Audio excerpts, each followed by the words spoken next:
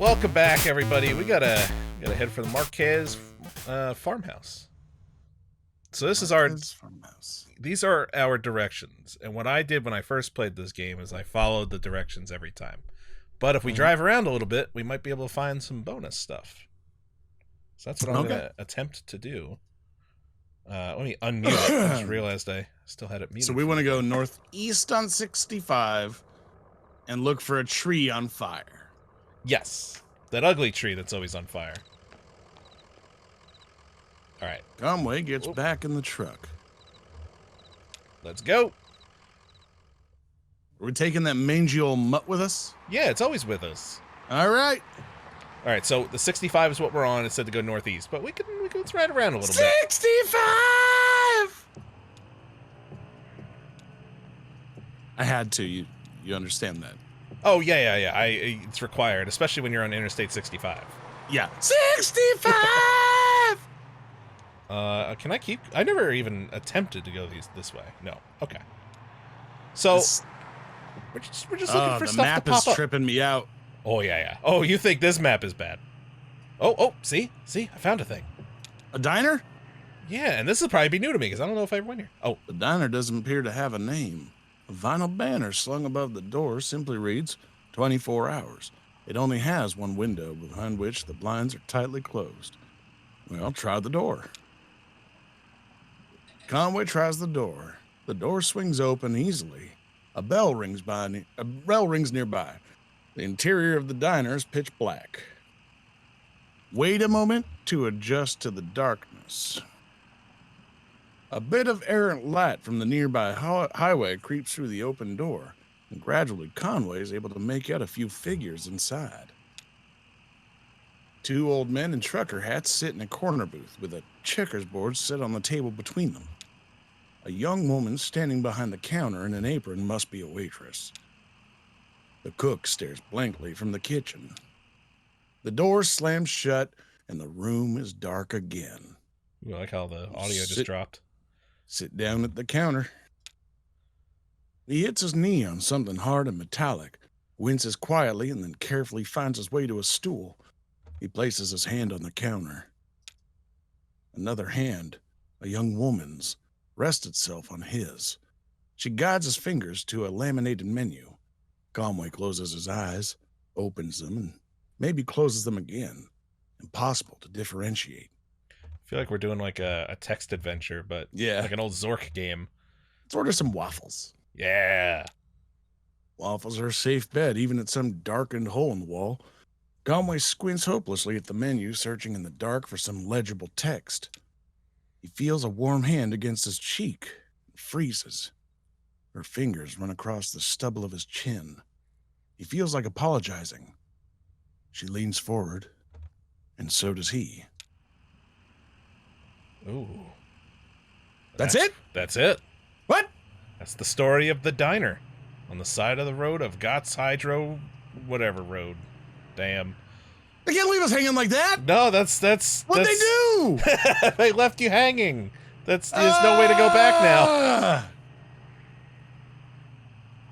Oh, now look. I'm a mess. Well, now we got the Barren River wreck. The exterior of the Barren River Rural Electric Cooperative Corporation is a dingy beige sprinkled with fading graffiti. The front door hangs open from a broken hinge. The windows are dark. The word rural is never easy in the middle of all those. Barren River Rural Electric Cooperative... Barren River Rural Electric Cooperative Corporation. Oh, I don't know.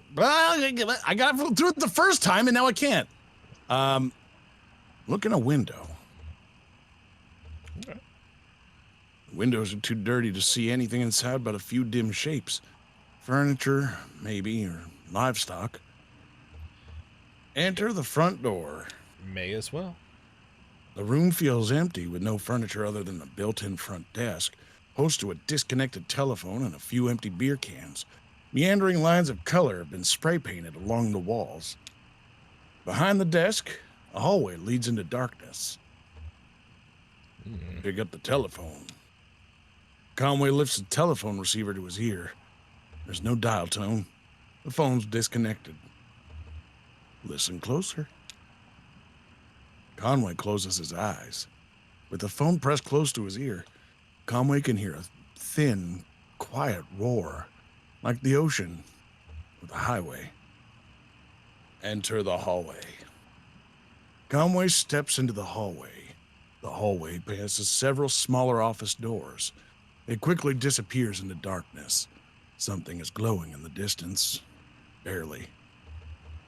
Walk to the dark end of the hall. Conway walks to the dark end of the hall. The door at the far end of the hallway is tightly closed, but a warm glow bleeds in from its edges. Open the door. Conway opens the door at the end of the hallway. The handle is loose, and the door swings open easily. The hallway fills with warmth, light, and the smells of smoke and coffee. About a dozen men and women sit around a campfire in the middle of a large room. Cubicle walls have been cut into pieces, some leaning up against the walls and some arranged into stacks of firewood. One of the women waves to Conway and offers him an empty chair. It's missing wheels, but it's comfortable and easily adjustable to his height.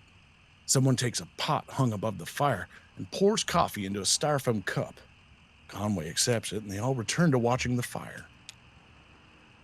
I love doing this voice. Yeah, it's very relaxing. Yeah. Even just to listen to, it's like it just feels very folksy. Just need to start doing books on tape. Yeah, it's a good voice for that. Only Southern. Just Got only a Southern Cormac book on tape. Just only Cormac McCarthy novels, which would be that'd be great. Perfect. I started really dark Southern accents. I started rereading Blood Meridian.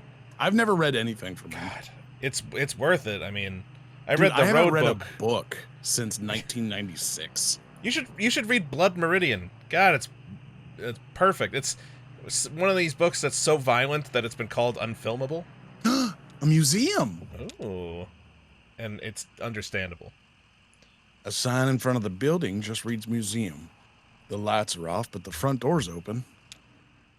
A few feet inside the museum doors, the ambient sound of the highway drops sharply away. The room is cold, dark, and still. A book lies open on a table in the center of the room. An open hallway extends to the left. Large glass doors bar the path ahead. Open hallway to the left. Large glass doors bar the path ahead. Kind of curious about the doors. Okay. The glass doors won't budge. To apply any more force would likely break them. Force the doors! Yeah, we got it at that point. The glass shatters. Somewhere ahead, a light switches on. After a moment, it switches off.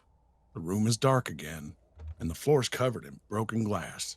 I just noticed the map went away, too, underneath everything. Yeah. Walk through the glass doors. Oh, wait, a book. Oh. Broken glass grinds under Conway's boots as he walks down the hall. He has the feeling of being in a larger space. Very little light reaches the far end of the hallway. Ooh, feel the walls. Conway runs his hands along the walls. The walls are completely smooth and strangely warm. Conway can feel his breath and sweat condensing on the surface. Are you going with the con from Conway? Yeah. Feel the floor. Feel the floor. Breath and sweat condensing on the surface. Floor is completely smooth, strangely warm. Conway can feel his breath and sweat condensing on the surface. Oh, it's the same as the walls. It is. The walls and the floor are the same. Oh. Oh, no! Get out of the building! A book lies open on a table in the center of the room. An open hallway extends to the left. Walk to the hallway. You don't want to grab that book now? Oh, yeah, look at the book. There's no title on the book's spine or cover. A 3-word phrase written in pencil on the first page is smudged and indecipherable. On the first page, someone has left an ink drawing of a horse. Several dozen blank pages later, at the end of the book, is an elaborate ink drawing of a one-legged man working on an antique adding machine surrounded by whiskey bottles. Okay. Now let's walk down that hallway. Conway's steps echo against the hallway's marble floor and arched ceilings. Plexiglass boxes line the hallways, or line the walls. The hallway dead ends on a darkened display case. You know, you even corrected yourself, sounding like the voice that you're speaking in.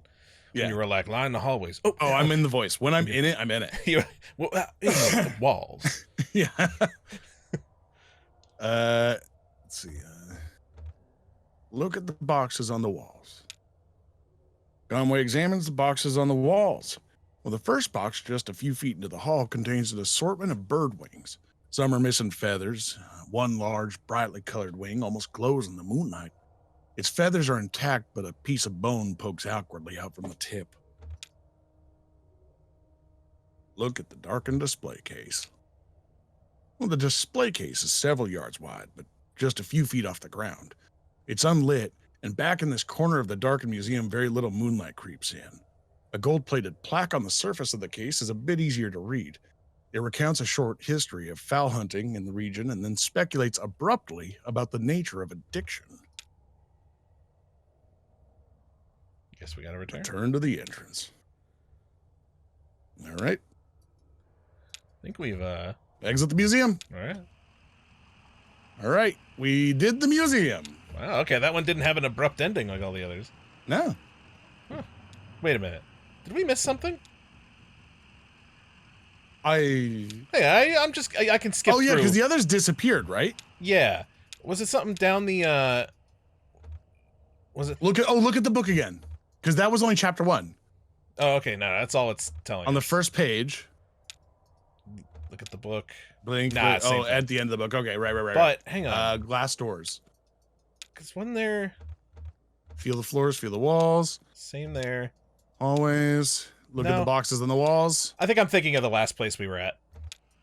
Yeah, but all the other places, when we finished them, they disappeared off the map. Yeah, but... Or wait, no, they didn't disappear off the map. They had already disappeared when you selected to do them. It's weird. Oh, okay. Yeah, I guess not everything's gonna have an ending like that, because we did everything we could. Oh, I've gotten hopelessly lost, because I forgot where I had to go. Oh, wait a minute. I just wish that was my regular voice. I mean, it can be if you just choose to speak that way. No, it'd still be me, like, doing the voice. I just wish that, like, I don't want the personality. I just want the voice. Why not? That's a great... I really like this character you've created. It's like, oh my god, there's another video idea. I'm like, I think you need to make room. I think you got to get out and let this new person in. Because, to be honest, I'd prefer to spend time with that person. I just start slowly forcing you to forcing me to become a character. That'd be a fun... Oh, wait. To the point where I'm just sitting on the front porch on a rocking chair like, howdy, Russ. What can I do you for? Yeah, exactly. Look what's going on. Two shirtless, shoeless men push a light layer craft along the highway. Occasionally, one or the other slips a bit on the sweating asphalt or stops to pull back his hair. I never saw this. Men and wheels. The rubber is almost worn away. Soon, these men will be dragging this airplane. Men! The men are nearly broken. Oh, that's it. Can you go help them? No. That's it. That's what this entire thing is. Oh. That's so sad. Let's just watch it. Yeah, I want to see them get off the side of the screen at least. Yeah, I'm turning up the... Such a strange thing. Get sound up a bit. Oh yeah, I can't wait till some of the even stranger things start happening. They're almost there. Come on! You guys can do it!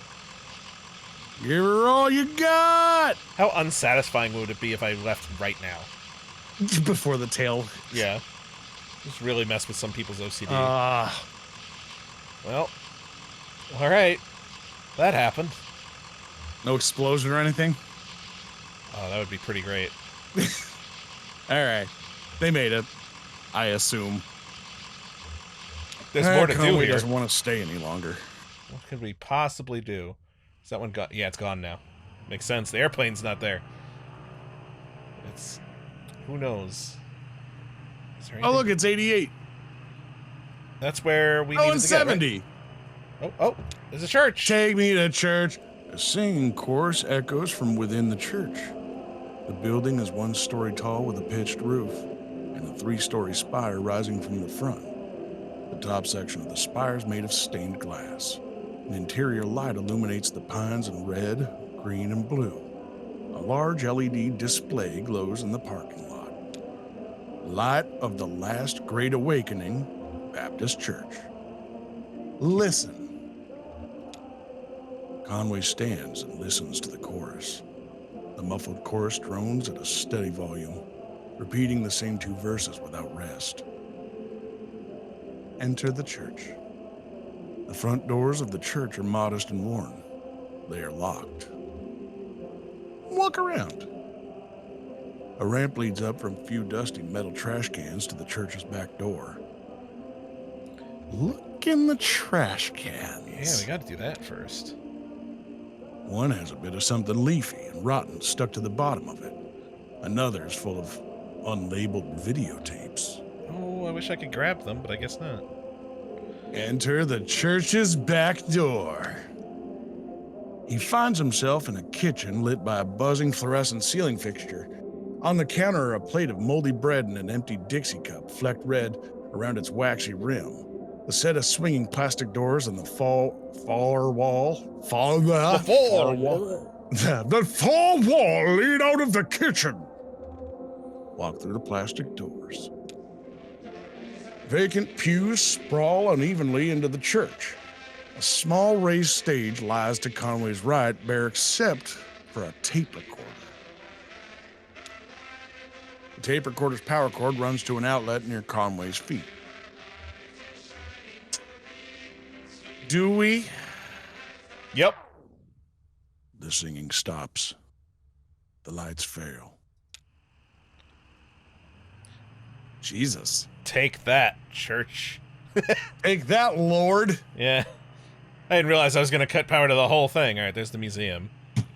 All right, well. What's that horse down there?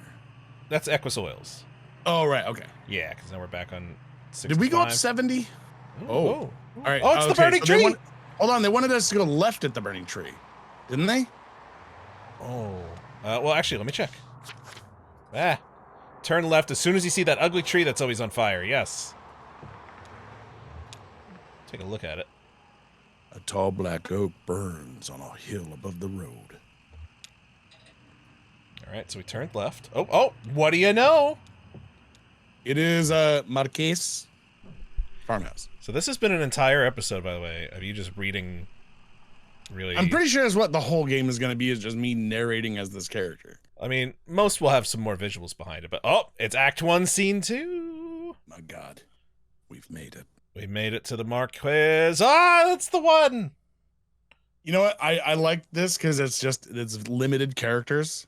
It's not like Franbo, where I feel like I'm going to have to put a bullet in my freaking belt. All right. As much as I love Franbo and doing the voices, it becomes a bit taxing, folks, you see? It's wonderful. There's only so many personalities a man can let forth. I think there are a few more characters come in later, but never that many at once, so... Yeah, that's all right. Everybody, thanks for watching. Tomorrow, we're gonna go check out the farmhouse and return that... We have that TV to return on Joseph's behalf as well.